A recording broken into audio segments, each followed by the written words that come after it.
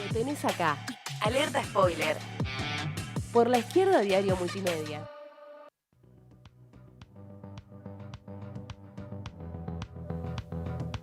En el mundo hay preocupación por los nuevos casos de rebrote de coronavirus o por la expansión de la pandemia en lugares donde se pensaba que ya estaba pasando o que no iba a llegar.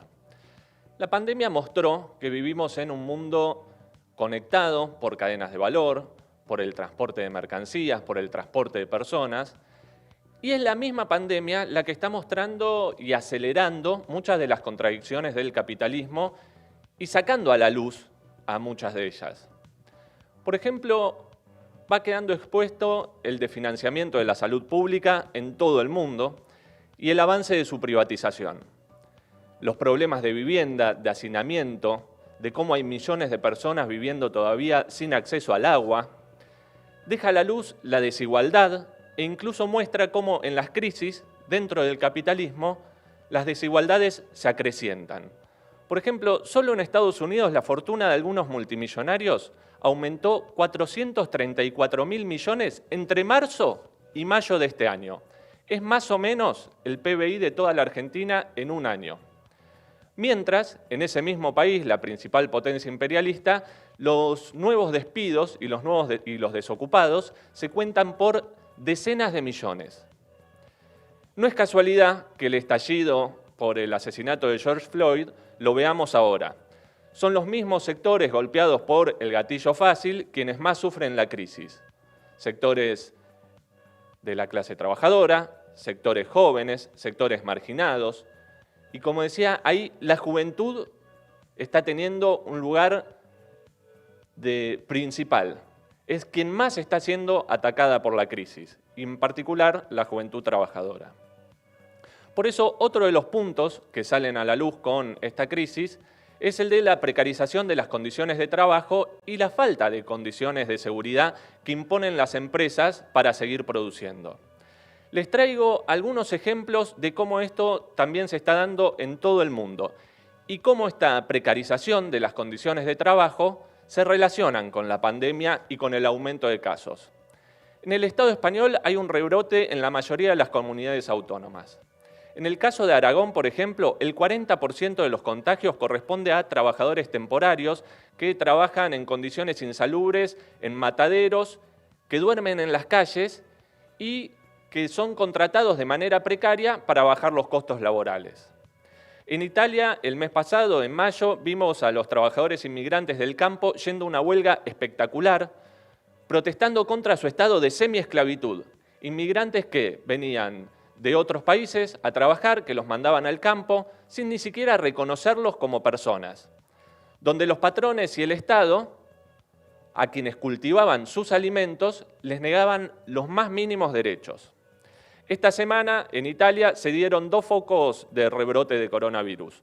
Uno es en Mondragón, entre inmigrantes búlgaros que también son usados para trabajar en negro en el campo. El otro foco se dio en Bolonia. Ahí hay una planta de transporte que es de las más importantes del país. Una planta que empezó a tener mucha más actividad por las necesidades que se daban de hacer repartos de cosas que se compraban por internet frente al cierre de los locales. ¿Qué pasaba ahí? Bueno, tomaron muchos trabajadores precarios, jóvenes, no se tomaban las condiciones de seguridad e higiene y se armó un nuevo foco de coronavirus. ¿Quién era uno de los grandes beneficiarios de esa planta? Bueno, Amazon. Como vemos en Estados Unidos, la precarización, la expansión de la pandemia y las malas condiciones de trabajo son la otra cara de los multimillonarios como Jeff Bezos, que están haciendo millones y millones todos los días. Esa precarización no se da solo en Argentina, se da, como decíamos, en España, en Italia. En Alemania hubo un rebrote de coronavirus donde tuvieron que cerrar una circunscripción de casi 400.000 personas porque más de 1.500 trabajadores de una planta frigorífica dieron positivo de COVID.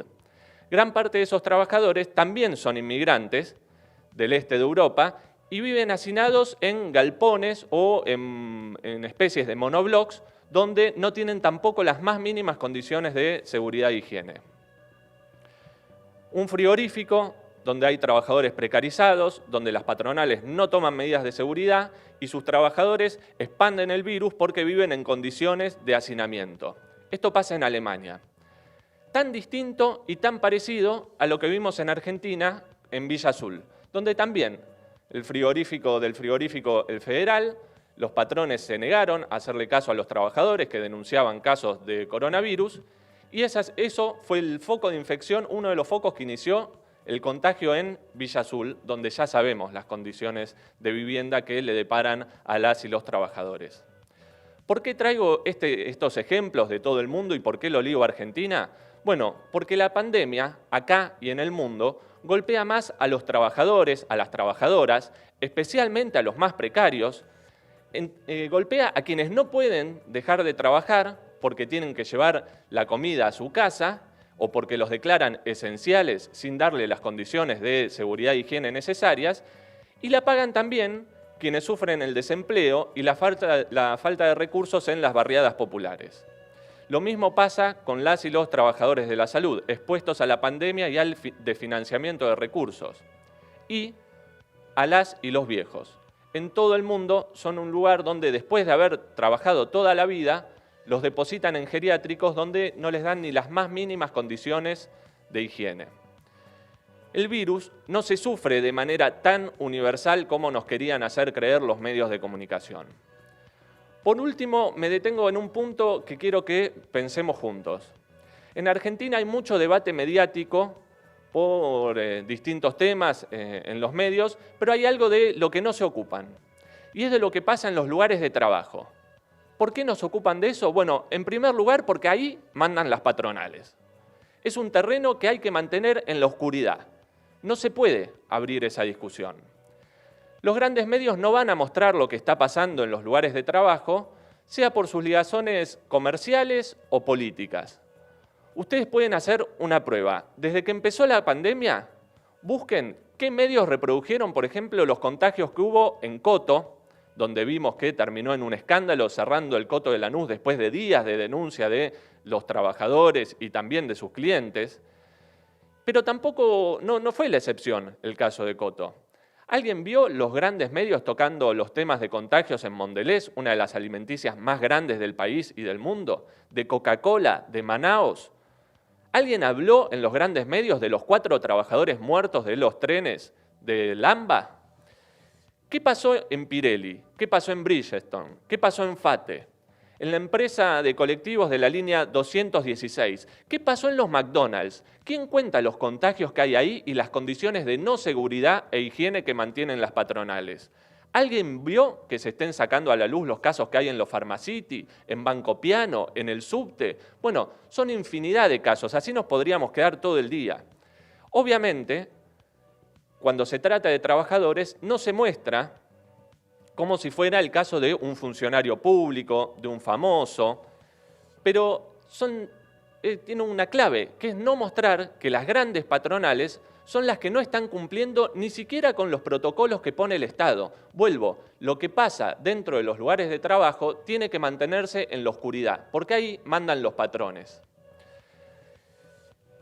Y también esto tiene una contracara, porque si se empieza a mostrar lo que pasa ahí, si los trabajadores y las trabajadoras empezamos a cuestionar el modo en los cuales las condiciones de seguridad e higiene en las cuales se hacen ir a trabajar, viajar, etc., es empezar a reconocer que son las y los trabajadores los que tienen derecho a cuidar sus condiciones de salud, armando sus propias comisiones de seguridad e higiene, como empezaron a hacer los trabajadores aeronáuticos, como se está discutiendo en muchos lugares de trabajo.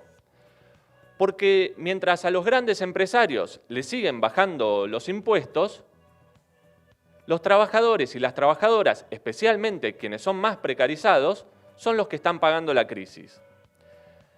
Las vidas de los trabajadores y las trabajadoras importan, pero para que se sienta hay que organizarse. Y para eso, vos también sos esencial.